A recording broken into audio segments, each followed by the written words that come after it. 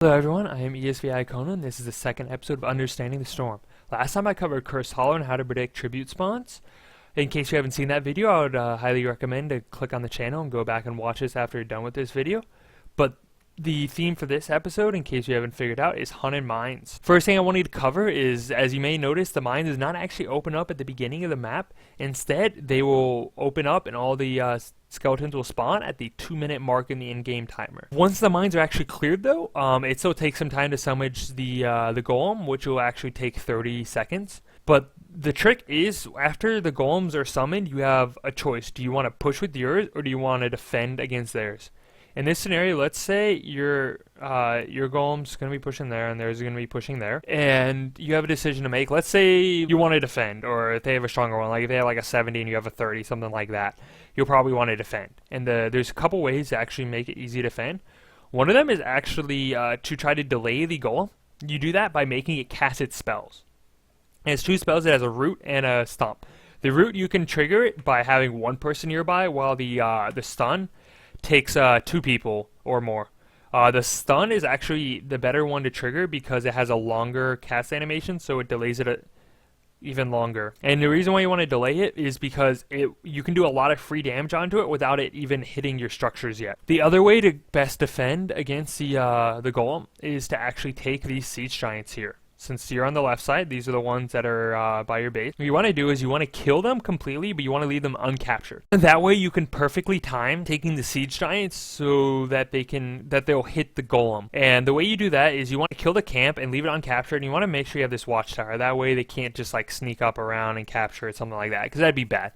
So you want to have those. You have one person sitting there, and let's say you're defending, so you send the other 4 people bottom. So the ideal scenario you want to do is you want to have this golem is going to be attacking here, and your siege giants are going to be up here. That's the ideal scenario, because that way they can freely hit the siege. The siege giants can freely hit the golem without taking any damage from minions or from enemy heroes or whatnot. So to do that, you want to capture the point when the golem's somewhere around here. A very safe breakaway point though is mid. It's halfway down the lane, because basically any point after that, your giants will always be in the right place. But you really want to capture those giants, and you want to hold off. Don't take them before the mines. Don't take them early. You want to take them at that breakaway point, because they do a ton of damage to the golem, and you want to make sure that they're in position to do that, and you don't just whiff them. If you want to push on the flip side, though, what you want to do, instead of taking like these night camps, because that's just horrible. They don't really do much for you anyways. Instead, what you want to do is you want to head. If you're a golem, I don't know, let's just say it's like right here now in lane, what you want to do is you want your team up here. That way they're taking all these tower shots and draining all this ammo before your golem like even gets there. And by the time your golem gets there, there should be no tower shots, or there should be very few, and that way prevents your golem from actually taking a lot of damage. Early game towers is one of the main damage dealers to your golem, so you want to minimize that as much as possible by draining the ammo. I also though highly still recommend to take these siege giants and time them like I was talking before, because while you're pushing, you don't want them to push. So you want to make sure that your siege giants are defending while you're pushing. On the flip side though, your enemy is probably going to try the same exact thing.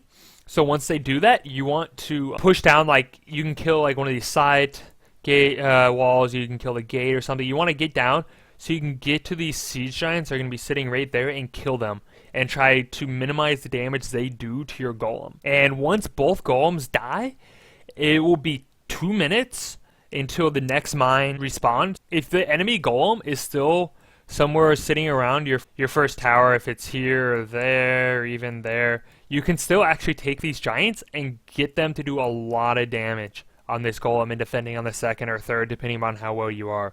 But after that, once the golem passes this mark or so, you can't really get these giants can't actually defend, but they're still good for pushing or whatnot. But before that point, I would still recommend them on the second or third mine to take. That's all I have for this episode today, but I hope you guys really enjoyed that. I learned a little bit more about the mines, and if you have any feedback on what you might want covered next, feel free to put that in the comments box below. Otherwise, thank you for tuning in, and I look forward to seeing you guys next time.